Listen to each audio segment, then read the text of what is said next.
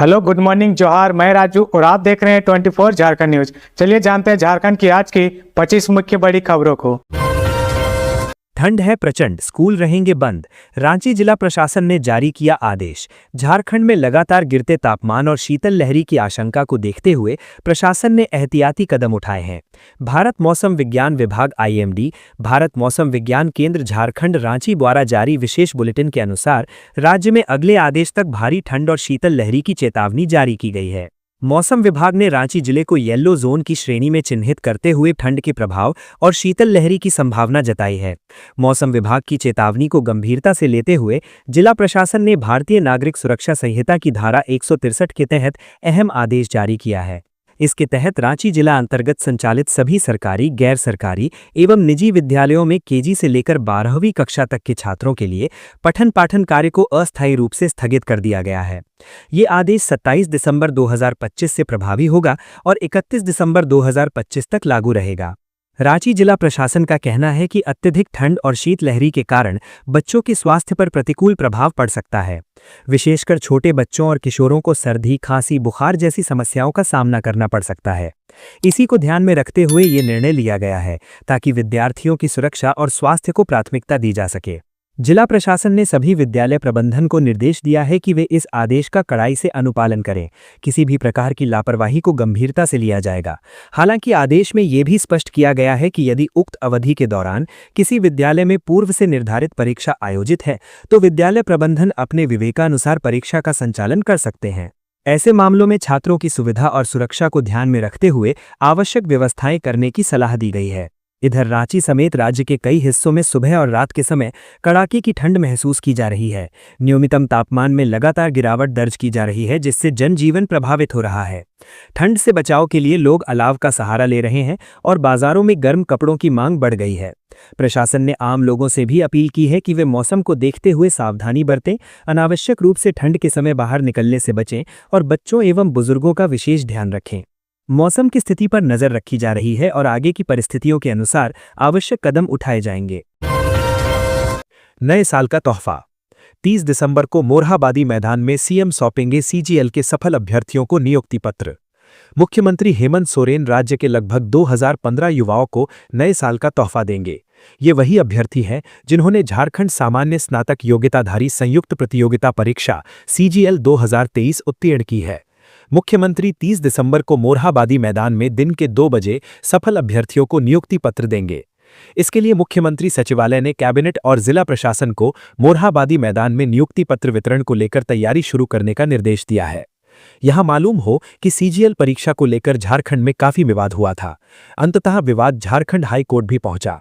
High court ने लंबी सुनवाई के बाद 3 दिसंबर 2025 को JSSC को रिजल्ट जारी करने का आदेश दिया था। उसके बाद 8 दिसंबर को JSSC ने नेपाल गए 10 अभ्यर्थियों को छोड़ अन्य सभी सफल अभ्यर्थियों का रिजल्ट जारी कर दिया था। रिजल्ट जारी होने के बाद पिछले 1 सप्ताह से विभिन्न विभागों द्वारा सफल अभ्यर्थियों के प्रमाण पत्रों की जांच की प्रक्रिया प्रारंभ और पूरी कर ली गई। उसके बाद मुख्यमंत्री की सहमति मिलने के बाद नियुक्ति पत्र वितरण समारोह के आयोजन की तिथि भी तय कर दी गई। मालूम हो कि CGL परीक्षा में 847 ASO, 293 कनीय सचिवालय सहायक, 170 श्रम प्रवर्तन पदाधिकारी, 24 प्लानिंग असिस्टेंट, 191 प्रखंड व कल्याण पदाधिकारी, 249 प्रखंड आपूर्ति पदाधिकारी और 178 अंचल निरीक्षक पद के लिए अभ्यर्थी सफल हुए हैं। सूत्रों का कहना है कि सरकार सुप्रीम कोर्ट द्वारा किसी तरह का हस्तक्षेप किए जाने से पहले नियुक्ति पत्र सौंपकर CGL परीक्षा को लेकर जारी विवाद का पटाक्षेप कर देना चाहती है, क्योंकि कुछ छात्रों ने सुप्रीम कोर्ट में CGL परीक्षा को लेकर कैविएट दायर की है। हालांकि सुप्रीम कोर्ट ने अभी कैविएट पर कोई निर्णय नहीं लिया है। झारखंड दौरे पर आ रहे कांग्रेस प्रभारी के राजू। 27-28 दिसंबर को रांची में कई कार्यक्रम। झारखंड कांग्रेस के प्रभारी के राजू जी का झारखंड दौरा 27 से 28 दिसंबर 2025 तक प्रस्तावित है। इस बात की जानकारी मीडिया चेयरमैन सतीश पॉल मुंजनी ने दी। उन्होंने बताया कि के राजू 27 दिसंबर 2025 शनिवार को शाम 5:45 बजे इंडिगो दिल्ली से रांची के लिए प्रस्थान करेंगे और रात 8:30 बजे बिरसा मुंडा हवाई अड्डा रांची पहुंचेंगे। रांची आगमन के बाद उनका रात्रि विश्राम राज्य अतिथि गृह रांची में होगा। 28 दिसंबर 2025 रविवार को प्रातः 11 बजे के राजू भारतीय राष्ट्रीय कांग्रेस के 140वें स्थापना दिवस के अवसर पर झारखंड प्रदेश कांग्रेस कमेटी मुख्यालय रांची में आयोजित ध्वजारोहण कार्यक्रम में शामिल होंगे। इसके बाद वे दोपहर 12:30 बजे कांके प्रखंड अंतर्गत सुंदर नगर भगवान बिरसा मुंडा प्रतिमा के निकट सुखरहुट्टू एवं जयपुर ग्राम पंचायतों द्वारा संयुक्त रूप से आयोजित कांग्रेस ध्वजारोहण कार्यक्रम में भाग लेंगे। दोपहर 3 बजे वे नामकुम प्रखंड के डामाइल में हरदाग एवं डुंगरी ग्राम पंचायतों द्वारा आयोजित ध्वजारोहण कार्यक्रम में शामिल होंगे। संध्या 5 बजे वे रांची एयरपोर्ट के लिए प्रस्थान करेंगे और रात 8 बजे इंडिगो से दिल्ली के लिए रवाना होंगे। वे रात 9:45 बजे इंदिरा गांधी अंतर्राष्ट्रीय हवाई अड्डा दिल्ली पहुंचेंगे। झारखंड प्रदेश कांग्रेस कमेटी ने के राजू जी के आगमन को लेकर प्रदेश अध्यक्ष केशव महतो और कमलेश जी के नेतृत्व में सभी कांग्रेस जनों एवं कार्यकर्ताओं से कार्यक्रमों में सक्रिय सहभागिता सुनिश्चित करने का आह्वान किया है। जामताड़ा लूटकांड को लेकर पुलिस की कार्यशैली पर उठे सवाल, दुकानदारों ने बंद रखी दुकानें। जामताड़ा जिले में अपराधियों का मनोबल इस कदर बढ़ चुका है कि वे अब खुलेआम पुलिस को चुनौती दे रहे हैं। बीते कुछ दिनों में हुई लगातार आपराधिक घटनाओं ने जिले की कानून व्यवस्था पर गंभीर सवाल खड़े कर दिए हैं। अपराधियों के बेखौफ हौसले से आम लोग और व्यापारी दहशत में हैं। 2 दिन पहले जामताड़ा के कायस्थपाड़ा में स्थित बालाजी ज्वेलर्स में लूट के इरादे से 4 हथियारबंद नकाबपोश अपराधियों ने दिन दहाड़े वारदात को अंजाम दिया। अपराधियों ने दुकान मालिक को गोली मारकर गंभीर रूप से घायल कर दिया और ताबड़तोड़ फायरिंग करते हुए मौके से फरार हो गए। इस सनसनीखेज घटना से पूरे इलाके में हड़कंप मच गया। इस गोलीकांड के विरोध में गुरुवार को जामताड़ा और मिहिजाम के स्वर्ण व्यवसायियों ने अपने प्रतिष्ठान बंद रखे और पुलिस से सुरक्षा की मांग की। व्यापारियों का कहना था कि लगातार हो रही आपराधिक घटनाओं से वे खुद को असुरक्षित महसूस कर रहे हैं। हालांकि पुलिस अभी इस घटना का खुलासा भी नहीं कर पाई थी कि अपराधियों ने एक और बड़ी वारदात को अंजाम देकर पुलिस की कार्यशैली पर सवाल खड़े कर दिए। शुक्रवार देर रात मिहिजाम स्टेशन रोड स्थित सिरडी ज्वेलर्स में अज्ञात चोरों के गिरोह ने दीवार काटकर दुकान में सेंधमारी की। चोरों ने तिजोरी के ताले काटकर लाखों रुपए के सोने चांदी के गहनों की चोरी कर ली। ये दुकान शिव कुमार प्रसाद की बताई जा रही है। घटना की सूचना मिलते ही मिहिजाम थाना प्रभारी विवेकानंद दुबे दल बल के साथ मौके पर पहुंचे और जांच शुरू की। आसपास लगे सीसीटीवी कैमरों की फुटेज खंगाली जा रही है। जामताड़ा से फिंगरप्रिंट एक्सपर्ट को बुलाया गया है। वहीं चित्तरंजन आरपीएफ का डॉग स्क्वाड फीगो भी जांच में जुटा हुआ है। अपराधियों की गिरफ्तारी के लिए लगातार छापेमारी की जा रही है। थाना प्रभारी विवेकानंद दुबे ने बताया कि पुलिस मामले की गंभीरता से जांच कर रही है और जल्द ही अपराधियों को गिरफ्तार कर लिया जाएगा। झारखंड में जल्द शुरू होगा एसआईआर, फर्जी सर्टिफिकेट पर वोटर बने तो होगी कार्रवाई। झारखंड में शुरू होने वाले मतदाता गहन विशेष पुनरीक्षण खास होने वाला है। अब तक 12 लाख मतदाता का नाम वोटर लिस्ट से हटाने की तैयारी की जा चुकी है। सब कुछ ठीक रहा तो फरवरी महीने से राज्य में एसआईआर के दूसरे चरण की शुरुआत होगी। इन सब के बीच पश्चिम बंगाल सहित अन्य राज्यों में हो रहे एसआईआर के दौरान बड़े पैमाने पर फर्जी सर्टिफिकेट के आधार पर वोटर आई कार्ड मिलने के बाद भारत निर्वाचन आयोग ने झारखंड सहित अन्य राज्यों के लिए आवश्यक निर्देश जारी किया है। भारत निर्वाचन आयोग ने 1 जनवरी 2026 की अर्हता तिथि के आधार पर चल रहे एसआईआर यानी विशेष गहन पुनरीक्षण को लेकर सभी संबंधित राज्यों और केंद्र शासित प्रदेशों को नए निर्देश जारी करते हुए गड़बड़ी करने वाले लोगों पर सख्त कार्रवाई करने का निर्देश दिया है। आयोग का मानना है कि मतदाता सूची को हर हाल में पूरी तरह से सही और भरोसेमंद बनाना है। भारत निर्वाचन आयोग के निर्देशानुसार जिन मतदाताओं को निर्वाचन पंजीकरण अधिकारियों की ओर से नोटिस जारी किया जाएगा, उन्हें अपनी पात्रता से जुड़े निर्धारित दस्तावेज जमा करने होंगे। इसमें पिछली विशेष गहन पुनरीक्षण प्रक्रिया से जुड़ी मैपिंग के प्रमाण भी शामिल हो सकते हैं। जारी निर्देश के मुताबिक मतदाताओं द्वारा दिए गए सभी दस्तावेज बूथ लेवल ऑफिसर ऐप के जरिए अपलोड किए जाएंगे। इसके बाद निर्वाचन पंजीकरण अधिकारी इन दस्तावेजों की जांच करेंगे। निर्वाचन आयोग ने स्पष्ट किया है कि दस्तावेजों का सत्यापन संबंधित जारी करने वाले प्राधिकरण से कराया जाएगा। ये प्रक्रिया जिला निर्वाचन अधिकारी के माध्यम से होगी और ईसीआई नेट में दस्तावेज मिलने के 5 दिनों के भीतर पूरी करनी होगी। इसके अलावा यदि कोई दस्तावेज उसी राज्य के किसी अन्य जिले से जारी हुआ है तो उसे ईसीआई नेट के माध्यम से संबंधित जिले के जिला निर्वाचन अधिकारी को भेजा जाएगा। वहां से सत्यापन के बाद दस्तावेज वापस भेजे जाएंगे। अगर दस्तावेज किसी दूसरे राज्य के प्राधिकरण से जारी हुआ है तो उसे राज्य के मुख्य निर्वाचन अधिकारी के जरिए संबंधित राज्य के मुख्य निर्वाचन अधिकारी को भेजा जाएगा ताकि तुरंत जांच हो सके।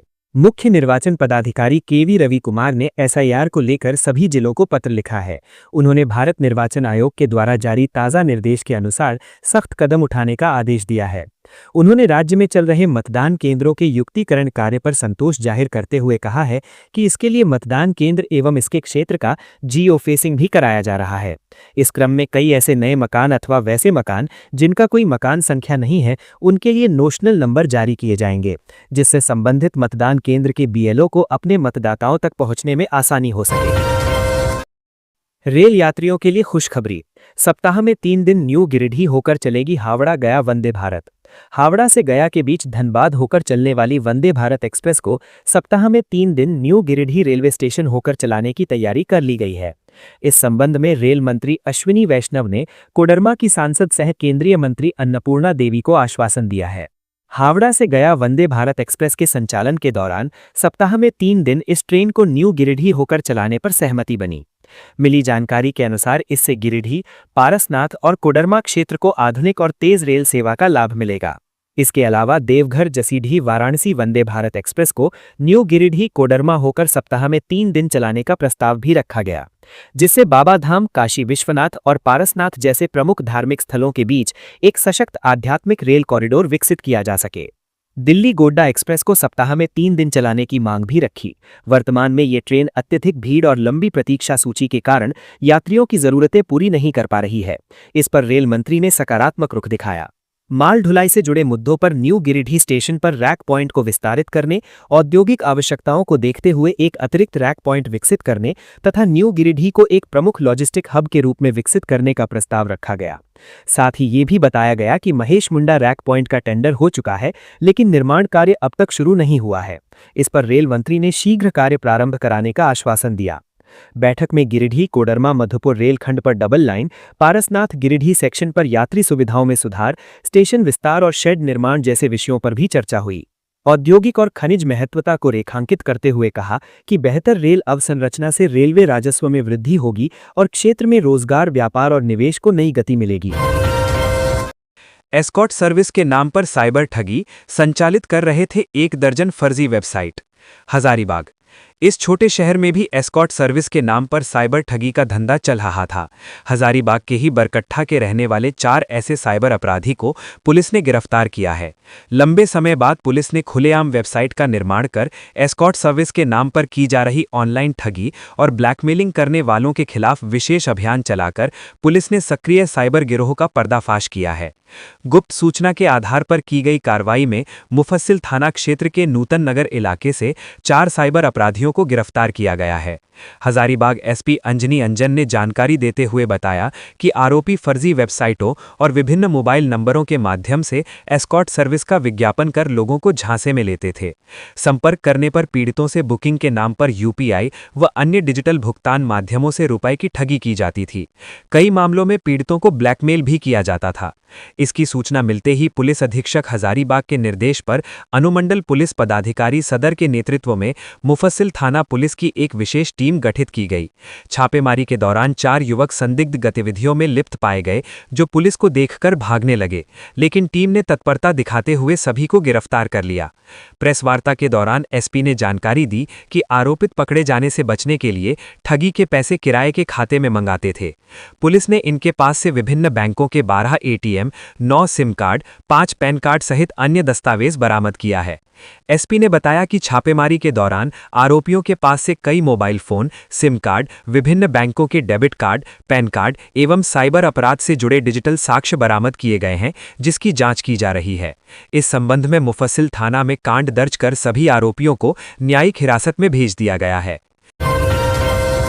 जमशेदपुर में राष्ट्रपति के दौरे को लेकर तैयारियां तेज, ओलची की लिपि के शताब्दी वर्ष समारोह में होंगी शामिल। राष्ट्रपति द्रौपदी मुर्मू के आगमन को लेकर तैयारी जोरों पर है। जिले के करंडीह स्थित जाहिर थान परिसर में आयोजित संथाली भाषा की ओलची की लिपि के शताब्दी वर्ष समारोह के समापन पर राष्ट्रपति द्रौपदी मुर्मू मुख्य अतिथि के रूप में शामिल होंगी। All India Santhali writers association के महासचिव ने बताया कि आयोजन में 800 डेलीगेट्स शामिल होंगे। समारोह में राष्ट्रपति संथाली साहित्यकारों को सम्मानित करेंगी। दरअसल राष्ट्रपति द्रौपदी मुर्मू पहली बार जमशेदपुर के दौरे पर आ रही हैं। राष्ट्रपति के आगमन को लेकर सोनारी एयरपोर्ट से करंडीह स्थिति जाहिर थान तक सड़क की मरम्मत एवं सफाई कार्य कराया जा रहा है। इसके अलावा सड़क किनारे अतिक्रमण को भी हटाने का काम जारी है। जिला प्रशासन राष्ट्रपति के आगमन को लेकर पूरी तरह अलर्ट है। परसूडीह थाना क्षेत्र अंतर्गत करंडीह स्थित जाहिर थान परिसर में जिला प्रशासन की निगरानी में कार्यक्रम के लिए बड़ा पंडाल लगाया जा रहा है। कार्यक्रम में राष्ट्रपति के आगमन का मार्ग अलग से तैयार किया गया है, जबकि डेलीगेट्स के लिए अलग प्रवेश द्वार बनाए गए हैं। सुरक्षा की दृष्टिकोण से जगह जगह सीसीटीवी कैमरे लगाए गए हैं। संथाली वाद्य यंत्र की धुन से राष्ट्रपति द्रौपदी मुर्मू का स्वागत किया जाएगा, जबकि मंच पर राष्ट्रपति के आगमन पर पटमदा स्थित कस्तूरबा गांधी बालिका विद्यालय की छात्राओं का वाइपर बैंड से राष्ट्रीय गान प्रस्तुत किया जाएगा। इसके लिए रिहर्सल किया जा रहा है। कार्यक्रम में कोई चूक न हो, इसे लेकर जिला प्रशासन आयोजन कमेटी से लगातार संपर्क में है। गौरतलब है कि all India Santhali writers association एवं जाहिर थान समिति के संयुक्त तत्वावधान में 22 दिसंबर 2025 से कार्यक्रम चल रहा है। जमशेदपुर में 28 और 29 दिसंबर को समापन कार्यक्रम रखा गया है, जिसमें राष्ट्रपति द्रौपदी मुर्मू मुख्य अतिथि के रूप में शिरकत करेंगी। ये जानकारी संवाददाता सम्मेलन में ऑल इंडिया राइटर एसोसिएशन के महासचिव रविंद्रनाथ मुर्मू ने दी। कार्यक्रम की जानकारी देते हुए ऑल इंडिया राइटर्स एसोसिएशन के महासचिव रविंद्रनाथ मुर्मू ने बताया कि राष्ट्रपति सबसे पहले जाहिर थान में जाकर परंपरागत ढंग से पूजा अर्चना करेंगी और उसके बाद मंच पर ओलची की लिपि को आगे बढ़ाने और उस क्षेत्र में काम करने वाले 12 लोगों को अपने हाथों से सम्मानित करेंगी। राष्ट्रपति का आगमन सुबह 10:40 में होगा। 1 घंटा रुकने के बाद राष्ट्रपति 11:50 में यहां से दूसरे कार्यक्रम के लिए प्रस्थान करेंगी। केरेडारी स्वास्थ्य केंद्र में टॉर्च की रोशनी में सर्जरी, बाबूलाल मरांडी ने वीडियो किया साझा, महिला को धमकी पर स्वास्थ्य मंत्री को दी चेतावनी। हजारीबाग की केरेडारी स्वास्थ्य केंद्र में टॉर्च की रोशनी में महिला की सर्जरी का वीडियो सामने आने और बाद में पोल खोलने वाली महिला को फोन पर धमकी मामले में सियासी तूफान खड़ा हो गया है। नेता प्रतिपक्ष बाबूलाल मरांडी ने हजारीबाग पुलिस से धमकी देने वाले शख्स के खिलाफ कानूनी कार्रवाई करने की मांग करते हुए स्वास्थ्य मंत्री समेत पूरे हेल्थ सिस्टम पर गंभीर सवाल खड़े किए हैं। इस मामले में पक्ष जानने के लिए स्वास्थ्य मंत्री से फोन पर कई बार संपर्क किया गया, लेकिन उनकी ओर से कोई रिस्पॉन्स नहीं आया। दरअसल बाबूलाल मरांडी ने 6 दिन पहले सोशल मीडिया हैंडल एक्स पर वीडियो जारी किया था। वीडियो केरेडारी स्वास्थ्य केंद्र का बताया जा रहा है। इसमें एक महिला मरीज की टॉर्च की रोशनी में सर्जरी हो रही है। इस पर एक महिला वीडियो बनाते हुए सवाल खड़े कर रही है। इस वीडियो को जारी कर बाबूलाल मरांडी ने स्वास्थ्य मंत्री इरफान अंसारी और हेल्थ सिस्टम को आड़े हाथों लिया था। इस बीच शुक्रवार को नेता प्रतिपक्ष ने फिर एक ऑडियो जारी कर सिस्टम पर सवाल उठाया है। ऑडियो में उस महिला को कोई शख्स वार्निंग दे रहा है जिसने टॉर्च की रोशनी में सर्जरी का वीडियो बनाया था। बाबूलाल मरांडी ने कहा है कि भ्रष्टाचार के खिलाफ आवाज उठाने वालों के साथ भाजपा हमेशा खड़ा रहेगी। बाबूलाल मरांडी ने एक्स पर पोस्ट में लिखा है कि केरेडारी स्वास्थ्य केंद्र की बदहाली को सामने लाने वाली एक साहसी महिला को बड़े अधिकारियों और स्वास्थ्य मंत्री के इशारे पर एक व्यक्ति द्वारा फोन कर लगातार डराया, धमकाया और मानसिक रूप से प्रताड़ित किया जा रहा है। लिहाजा सिविल सर्जन हजारीबाग ये स्पष्ट करें कि आखिर किस अधिकार से एक शख्स महिला की नौकरी छीनने की धमकी दे रहा है। उन्होंने लिखा है कि भ्रष्टाचार के खिलाफ आवाज उठाने पर दलित समाज से आने वाले रिम्स के निदेशक को भी हटाया गया था, लेकिन हाईकोर्ट ने भ्रष्टाचारियों के मंसूबे पर पानी फेर दिया था। बाबूलाल मरांडी ने स्वास्थ्य मंत्री, विभागीय सचिव और मुख्यमंत्री को खुली चुनौती देते हुए लिखा है कि यदि हिम्मत है तो भ्रष्टाचार उजागर करने वाली इस साहसी महिला पर कार्रवाई करके दिखाएं। भारतीय जनता पार्टी इस अन्याय के खिलाफ न्यायालय तक संघर्ष करेगी। उन्होंने हजारीबाग पुलिस से मामले में तत्काल संज्ञान लेने का आग्रह करते हुए महिला को प्रताड़ित करने वाले के खिलाफ कानूनी कार्रवाई करने को कहा है। सड़क हादसे में झारखंड पुलिस के जवान की मौत, अज्ञात वाहन की टक्कर से गई जान। पलामू जिला में एक सड़क दुर्घटना में झारखंड पुलिस के एक जवान की मौत हो गई है। पुलिस का जवान छुट्टी के दौरान घर आया था। जिला के हैदरनगर थाना क्षेत्र अंतर्गत दीवान बीघा के पास अज्ञात वाहन की टक्कर से बाइक सवार एक व्यक्ति की मौत हो गई। मृतक की पहचान सोनू सिंह 38 वर्ष दीवान बीघा निवासी के रूप में हुई है। परिजनों से प्राप्त जानकारी के अनुसार सोनू सिंह बिहार के औरंगाबाद गए हुए थे। वहां से लौटने के दौरान घर से कुछ ही दूरी पर अज्ञात वाहन ने उनकी बाइक को जोरदार टक्कर मार दी, जिससे वे गंभीर रूप से घायल हो गए। इस हादसे के बाद स्थानीय लोगों की सहायता से उन्हें अनुमंडलीय अस्पताल हुसैनाबाद ले जाया गया, जहां चिकित्सकों ने उन्हें मृत घोषित कर दिया। सोनू सिंह झारखंड पुलिस में कार्यरत थे और वर्तमान में रांची में पदस्थापित थे। वे छुट्टी पर अपने घर आए हुए थे। इस दुर्घटना की सूचना मिलते ही परिजनों में कोहराम मच गया।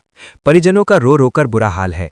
फिलहाल पुलिस इस मामले की जांच कर रही है और अज्ञात वाहन की तलाश की जा रही है। घटना को लेकर गांव में शोक व्याप्त है। इस हादसे को लेकर हैदरनगर थाना प्रभारी धनंजय गोप ने बताया कि इस मामले की तफ्तीश शुरू कर दी गई है। अज्ञात वाहन की शनाख्त के लिए सीसीटीवी की मदद ली जा रही है। नई दिल्ली में 3 दिवसीय 5वें राष्ट्रीय मुख्य सचिव सम्मेलन का आगाज, झारखंड के सीएस हुए शामिल। 5वें राष्ट्रीय मुख्य सचिव सम्मेलन का शुभारंभ आज यानी 26 दिसंबर से प्रारंभ हुआ। नई दिल्ली में आयोजित ये 3 दिवसीय सम्मेलन 28 दिसंबर तक चलेगा।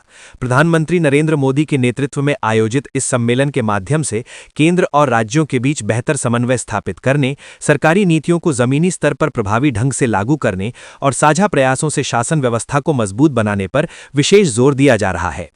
इस सम्मेलन का उद्देश्य राष्ट्रीय विकास से जुड़े अहम मुद्दों पर केंद्र राज्य साझेदारी को और अधिक सशक्त करना है। झारखंड सरकार की सूचना एवं जनसंपर्क विभाग से मिली जानकारी के अनुसार इस राष्ट्रीय सम्मेलन में झारखंड सरकार की ओर से मुख्य सचिव अविनाश कुमार, परिवहन सचिव कृपानंद झा, योजना एवं विकास विभाग के सचिव मुकेश कुमार तथा विशेष सचिव राजीव रंजन सहित अन्य वरिष्ठ पदाधिकारी भाग ले रहे हैं। इस सम्मेलन का प्रमुख उद्देश्य प्रधानमंत्री, नीति आयोग, केंद्रीय मंत्रालयों, राज्यों एवं केंद्र शासित प्रदेशों के वरिष्ठ अधिकारियों तथा विषय विशेषज्ञों के साथ समन्वित विचार विमर्श के माध्यम से सर्वोत्तम कार्यप्रणालियों को साझा करना और प्रभावी शासन मॉडल विकसित करना है। नई दिल्ली में आयोजित मुख्य सचिव सम्मेलन में मानव पूंजी के विकास जैसे व्यापक विषयों पर विस्तृत चर्चा हो रही है, जिसके अंतर्गत 5 प्रमुख क्षेत्रों पर विशेष जोर दिया जाएगा, जिनमें प्रारंभिक बाल्यावस्था शिक्षा, स्कूली शिक्षा, कौशल विकास, उच्च शिक्षा, खेल एवं पाठ्येतर गतिविधियां शामिल हैं। इसका लक्ष्य विकसित भारत के लिए एक साझा विकास रोड मैप तैयार करना है। ये सम्मेलन न केवल नीति निर्माण को मजबूती प्रदान करेगा, बल्कि केंद्र और राज्यों के बीच सहयोगात्मक प्रयासों के माध्यम से समावेशी, सतत एवं भविष्य उन्मुख विकास की दिशा में एक ठोस आधार भी तैयार करेगा। पलामू में कपड़ा दुकान में लगी आग, लाखों का नुकसान। मेदिनीनगर शहर के आढ़त रोड स्थित जय भोलेनाथ नामक कपड़ा दुकान में शुक्रवार शाम करीब 7:30 बजे अचानक आग लग गई। दुकान से धुआं व आग की लपटें उठती देख आसपास के दुकानदारों और राहगीरों में अफरा तफरी मच गई। लोगों ने तत्परता दिखाते हुए तुरंत पुलिस और दमकल विभाग को इसकी सूचना दी। सूचना मिलते ही दमकल विभाग की टीम के साथ पुलिस मौके पर पहुंची और सभी आग बुझाने में जुट गए। टीओपी वन प्रभारी इंद्रदेव पासवान ने बताया कि पुलिस ने दमकल कर्मियों के सहयोग से आग पर काबू पा लिया। समय रहते आग बुझ जाने के कारण किसी प्रकार की जनहानि नहीं हुई और बड़ा हादसा टल गया। दुकानदार से मिली जानकारी के अनुसार इस घटना में करीब 2 से 2.5 लाख रुपए मूल्य के कपड़े जलकर राख हो गए। हालांकि राहत की बात यह रही कि आग का पता शुरुआती चरण में ही चल गया। आग आसपास के दुकानों तक फैल सकती थी और नुकसान कहीं अधिक हो सकता था। नगर निगम ने कांटा टोली चौक से हटाया अतिक्रमण, अवैध बैनर पोस्टर पर लगाया जुर्माना। रांची नगर निगम ने शहर को अतिक्रमण मुक्त, जाम मुक्त और सुव्यवस्थित बनाने के लिए अभियान तेज कर दिया है। इसी क्रम में 26 दिसंबर 2025 को निगम की इन्फोर्समेंट टीम ने मौलाना आजाद चौक से कांटा टोली चौक तक सड़क के दोनों ओर किए गए अतिक्रमण पर कार्यवाही की। इस अभियान में सड़क और नालियों के ऊपर बने अतिक्रमण हटाए गए, जिससे इलाके में आवागमन आसान हो सका। कार्यवाही के दौरान करीब 20 अस्थायी दुकानों, संरचनाओं को हटाया गया। साथ ही बांस, बल्ली, बेंच और अन्य अवैध सामान जब्त किया गया। अतिक्रमणकारियों को भविष्य में दोबारा दुकान लगाने या अतिक्रमण करने पर कड़ी कार्यवाही की चेतावनी भी दी गई। निगम ने साफ कहा है कि ऐसी कार्यवाही आगे भी लगातार जारी रहेगी। इसी दिन नगर निगम ने बिना अनुमति लगाए गए बैनर, पोस्टर और फ्लेक्स के खिलाफ भी विशेष अभियान चलाया। यह अभियान झारखंड नगरपालिका अधिनियम 2011 की धारा 171 के उल्लंघन पर आधारित है। प्रशासक के निर्देश पर बाजार शाखा की टीम ने सार्वजनिक स्थानों और दीवारों पर लगे अवैध विज्ञापनों को हटाया, संरचनाएं जब्त की और संबंधित प्रतिष्ठानों पर धारा 600 के तहत 25,000 रुपये प्रति प्रतिष्ठान के हिसाब से जुर्माना लगाया। नगर निगम ने एक बार फिर स्पष्ट किया है कि नगर आयुक्त की लिखित अनुमति के बिना किसी भी प्रकार का विज्ञापन लगाना कानूनन अपराध है और ऐसे मामलों में आगे भी सख्त कार्रवाई की जाएगी। भीषण ठंड व शीतलहरी के कारण रांची के सभी स्कूलों में 31 तक पढ़ाई स्थगित। बढ़ती ठंड और शीतलहरी को देखते हुए जिला प्रशासन ने रांची जिले के सभी सरकारी, गैर सरकारी और निजी विद्यालयों में कक्षा केजी से 12वीं तक की पढ़ाई अस्थायी रोक से स्थगित करने का आदेश जारी किया है। यह आदेश 27 दिसंबर 2025 से 31 दिसंबर 2025 तक प्रभावी रहेगा। जिला प्रशासन की ओर से जारी आदेश के अनुसार भारत मौसम विभाग मौसम विज्ञान केंद्र झारखंड रांची द्वारा विशेष बुलेटिन जारी कर अगले आदेश तक राज्य में भारी ठंड और शीतलहरी की चेतावनी दी गई है। मौसम विभाग ने रांची जिले को येलो जोन की श्रेणी में रखते हुए ठंड और शीतलहरी की संभावना जताई है। बच्चों के स्वास्थ्य और सुरक्षा को ध्यान में रखते हुए भारतीय नागरिक सुरक्षा संहिता की धारा 163 के तहत यह निर्णय लिया गया है। आदेश में स्पष्ट किया गया है कि रांची जिले में संचालित सभी विद्यालयों में कक्षा केजी से 12वीं तक पठन पाठन का कार्य उक्त अवधि तक पूरी तरह बंद रहेगा। जिला प्रशासन ने सभी विद्यालय प्रबंधन को निर्देश दिया है कि वे आदेश का सख्ती से अनुपालन सुनिश्चित करें। हालांकि जिन विद्यालयों में इस अवधि के दौरान पहले से परीक्षा निर्धारित है, वहां विद्यालय प्रबंधन को अपने विवेकानुसार परीक्षा संचालन की अनुमति दी गई है। प्रशासन ने कहा है कि परीक्षा के दौरान विद्यार्थियों की सुरक्षा और सुविधा का विशेष ध्यान रखा जाए। सिमडेगा में ओबीसी आरक्षण न मिलने पर विरोध, मशाल जुलूस निकालकर मुख्यमंत्री का पुतला दहन। सिमडेगा में शुक्रवार को नगर निकाय चुनाव में ओबीसी को आरक्षण नहीं देने के विरोध में शहर में तीव्र आक्रोश देखने को मिला। पिछड़ा जाति नगर निकाय संघर्ष मोर्चा के बैनर तहत सैकड़ों लोगों ने मशाल जुलूस निकालकर मुख्यमंत्री हेमंत सोरेन का पुतला दहन किया। मशाल जुलूस शाम को प्रिंस चौक से शुरू हुआ, जहां बड़ी संख्या में युवा, बुजुर्ग और महिलाएं मशाल लेकर एकत्रित हुए। जुलूस मुख्य सड़क मार्ग से होते हुए नीचे बाजार की ओर निकला। इस दौरान मुख्यमंत्री हेमंत सोरेन मुर्दाबाद, झारखंड सरकार होश में आओ और ओबीसी को आरक्षण देना होगा जैसे नारों से शहर का माहौल गूंज उठा। जुलूस महावीर चौक पहुंचकर सभा में तब्दील हो गया, जहां मुख्यमंत्री का पुतला दहन कर जोरदार विरोध प्रदर्शन किया गया। मौके पर मोर्चा अध्यक्ष रामजी यादव ने कहा कि सिमडेगा नगर निकाय के 20 वार्डों में ओबीसी की आबादी 41% से अधिक है। इसके बावजूद आरक्षण नहीं दिया जाना सरकार के सौतेले व्यवहार को दर्शाता है। उन्होंने आरोप लगाया कि सुप्रीम कोर्ट के निर्देश के बावजूद सिमडेगा में ओबीसी आरक्षण के साथ चुनाव नहीं कराया जा रहा है, जबकि गुमला, लोहरदग्गा सहित अन्य जिलों में आरक्षण लागू किया गया है। उन्होंने चेतावनी कि यदि मांगे नहीं मानी गई तो आंदोलन को और तेज किया जाएगा। वीबीजीआर एएमजी में हस्ताक्षर के नाम पर 15,000 मांगी रिश्वत, एसीबी ने पंचायत सचिव को रंगे हाथ दबोचा। लोहरदग्गा जिले में भ्रष्टाचार के खिलाफ कार्यवाही करते हुए एक बार फिर भ्रष्टाचार ब्यूरो ने बड़ी कार्यवाही की है।